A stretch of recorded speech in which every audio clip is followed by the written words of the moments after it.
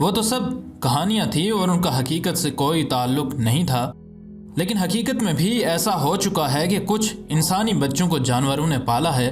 آج انہی کے بارے میں ہم فیکٹیکل کے ناظرین کو آگاہ کریں گے۔ Number 4، میرینا Chapman.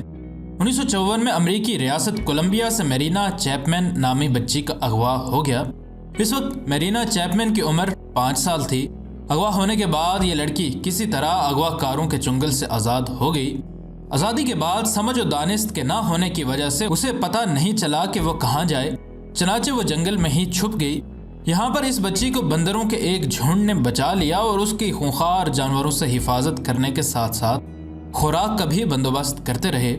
وقت گزرنے کے ساتھ ساتھ اس بچی کا اور بندروں کا ایک زبردست رشتہ بن گیا، لیکن ایک بار کچھ شکاری شکار کی غرض سے اس جنگل میں آئے تو ان نے اس بچی کو بندروں کے جھنڈ کے ساتھ دیکھ لیا، اور یہ شکاری اس مافوق الفطرت واقعے کو عقل کے دائرے میں نہ لا سکے۔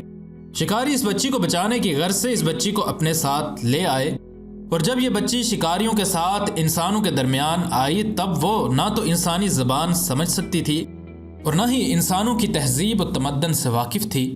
موجودہ دور میں یہ لڑکی انگلینڈ میں رہتی ہے اور اب اس کی شادی بھی ہو چکی ہے اور اس کے 2 بچے بھی ہیں۔ اس بچی پر ایک کتاب بھی لکھی گئی ہے جس کا نام اے گرل ود نو نیم ہے۔ Number 3، below. بیلو کو اس کے ظالم ماں باپ نے کسی وجہ سے بچپن میں ہی نائجیریا کی جنگلات میں چھوڑ دیا اور خود وہاں سے چلے گئے۔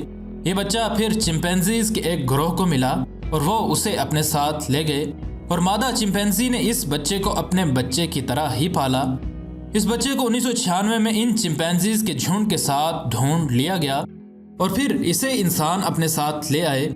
جب یہ بچہ انسانوں کی بستی میں پہنچا تو اس وقت وہ چلتا بھی چمپینزیز کی طرح ہی تھا اور غصہ آنے پر آوازیں بھی انہی کی طرح ہی نکالتا تھا۔ اس بچے کو ماہرین کے زیر نگرانی رکھا گیا، جہاں اس کو انسانی زبان سکھانے اور دیگر انسانی طور طریقے بتانے میں کئی سال لگ گئے۔ Number 2، Marcos Rodriguez Pantoja. اس بچے کی قسمت میں بھی جنگلوں بیابانوں میں اپنے بچپن کے ایام گزارنا آیا۔ مارکس عمر میں بہت چھوٹا تھا جب اس کے ماں باپ نے اسے چند پیسوں کے عوض ایک چرواہے کو بیچ دیا۔ چرواہا مارکس کو لے کر چلا گیا، لیکن کچھ ہی عرصے کے بعد چرواہے کا انتقال ہو گیا، جس پر اس بچے کو ناسمجھی اور کم عمری میں جنگل کے اندر اکیلے ہی زندگی گزارنے پر مجبور ہونا پڑا۔ مارکس گھومتے پھرتے ایک غار تک پہنچ گیا اور اس نے اس غار کو اپنا گھر بنانا چاہا، لیکن اس غار میں بھیڑیے بھی رہتے تھے۔ بھیڑیوں نے حیران کن طور پر اس بچے کو اپنا لیا اور اس کو کوئی گزن نہ پہنچائی۔ وقت کے ساتھ ساتھ یہ بچہ بڑا ہوتا چلا گیا اور یوں اس بچے کا بھیڑیوں سے تعلق بھی استوار ہوتا گیا۔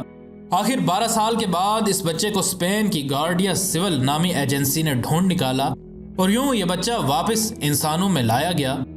موجودہ دور میں مارکس کی عمر 46 سال ہے اور اس کی کہانی پر ایک فلم بھی بنائی جا چکی ہے جس کا نام انٹری لوبوس ہے۔ نمبر 1، جان سیسبونیا۔ بدقسمت جان یوگینڈا کا باسی ہے۔ ایک روز اس کے سامنے اس کے والد نے اس کی ماں کا قتل کر دیا اور یہ بچہ اپنی جان بچانے کے لیے قریب ہی موجود ایک جنگل میں بھاگ کھڑا ہوا۔ جان کو نہیں معلوم تھا کہ جنگل میں جانے کے بعد وہ واپس راستہ نہیں ڈھونڈ پائے گا، چنانچہ ایسا ہی ہوا اور جان جنگل میں ہی بھٹک گیا۔ جان کو جنگل میں بھٹکنے کے بعد بندروں کی ایک قسم جسے ویروٹ کہا جاتا ہے نے دیکھ لیا۔ ان بندروں نے جان کو اپنا لیا اور حیران کن طور پر اس کی خوراک کا خیال بھی رکھتے رہے۔